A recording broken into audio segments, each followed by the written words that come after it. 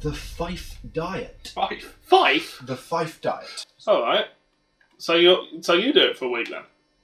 What, the Fife Diet? Yeah. What we can't get, like I said, tea, coffee, sugar. We are extremely limited on our vegetables. Most bread making flour is grown in North America.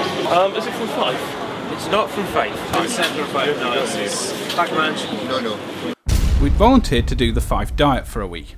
In this diet, we'd only eat food from Fife in order to attempt to reduce our food miles. That meant we couldn't eat chili, chocolate, beef, chicken, coffee, tea, onions, garlic, bread, or just about anything else fun. Would we make it through the week? We'd been prepared for the Fife Diet to get pretty difficult, but we hadn't realised it was going to get that difficult that quickly.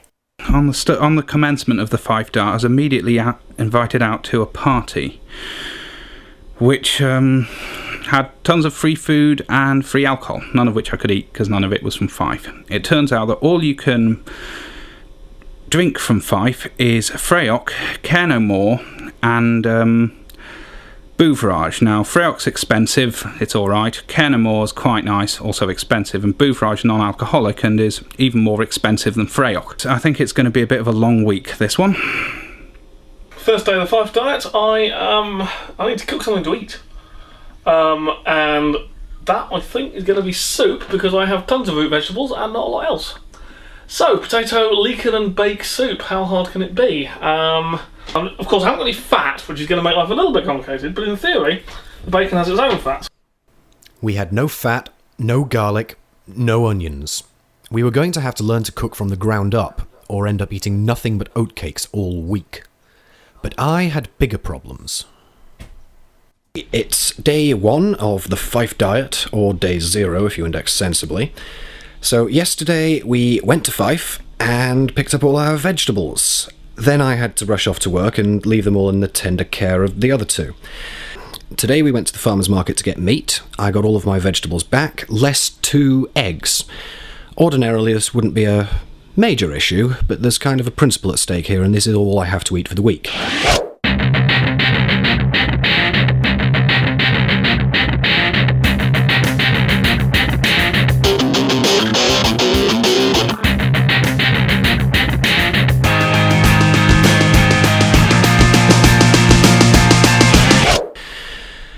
So, we've got vegetables and we've got meat. I've got rather fewer eggs than I thought, but we still don't have any dairy. Although today, I found in a deli in town that there's a new dairy just opened up on the Isle of May, which is officially in Fife.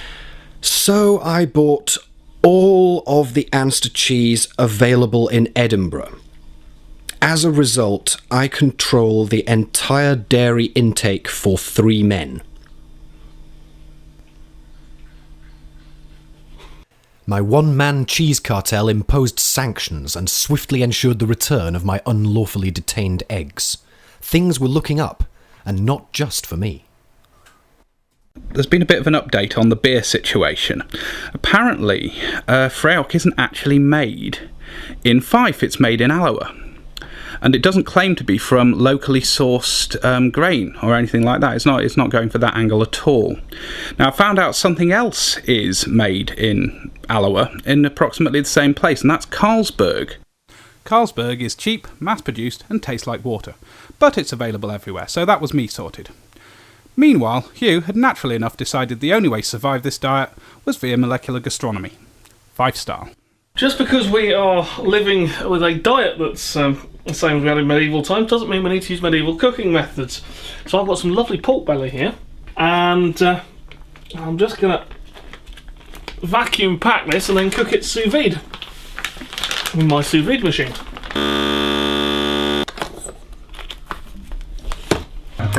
Basically all we do is we take this and we stick it in the water bath.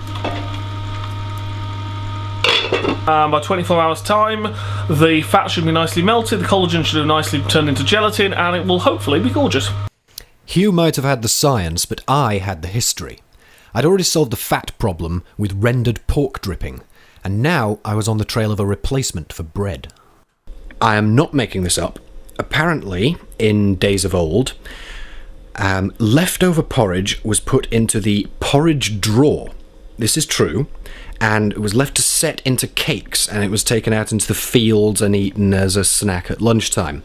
I don't have a porridge drawer, but I do have leftover porridge which got left in the pan, and it did set into a sort of cake thing. Now, I tried it and it's disgusting, but bunged it under the grill for 10 minutes, toasted it on the outside nice and crispy, bacon and a fried egg in between. The Fife Diet, putting the muck back into McMuffin. Meanwhile, I wanted to know if all this inconvenience actually helped the environment. For example, I normally eat rice rather than potatoes, but only potatoes are available from Fife.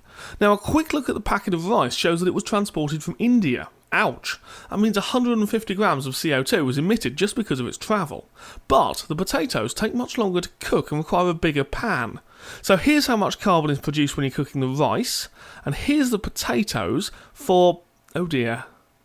It turns out I might have been heating the planet up more with the Fife Diet than I would have been without it. Perhaps I was getting my numbers wrong, so I engaged in some sophisticated journalistic research, and the results aren't encouraging. The UK government weren't at all impressed with food miles as a measurement. A bunch of different people with lab coats and degrees have all concluded that local production isn't necessarily more efficient than transporting food from a long way away, because it's more energy efficient to grow food where it would, grow anyway. Food storage, like refrigeration, racks up the carbon cost too. And, personally, we'd probably destroyed all our carbon savings just by buggering around in a taxi all over Fife.